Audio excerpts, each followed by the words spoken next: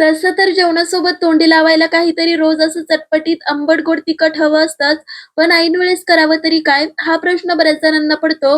पण हा पदार्थ असा आहे ना, की एकदा करून ठेवल्यावर महिनाभर अगदी आरामशीर टिकतो. तर त्यासाठी सुरुवातीला मिक्सरच्या भांड्यामध्ये 2 चमचे मोहरी, 1 चमचा धने, 1 चमचा बडीशेप, 1 चमचा जिरे, अर्धा चमचा मेथी दाणे, 3 लवंगा आणि 3च काळी मिरे व्यवस्थित बारीक करून घेतलं. घरच्या घरी लोणच्याचा मसाला तयार केला.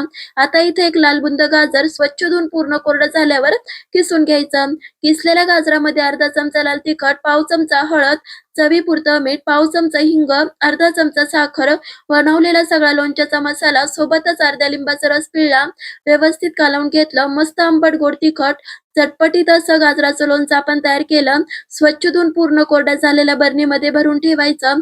फ्रीजमध्ये ठेवल्यावर महिनाभर अगदी आरामशीर टिकतं. लाईक, शेअर, सबस्क्राईब ही नक्कीच करा. धन्यवाद.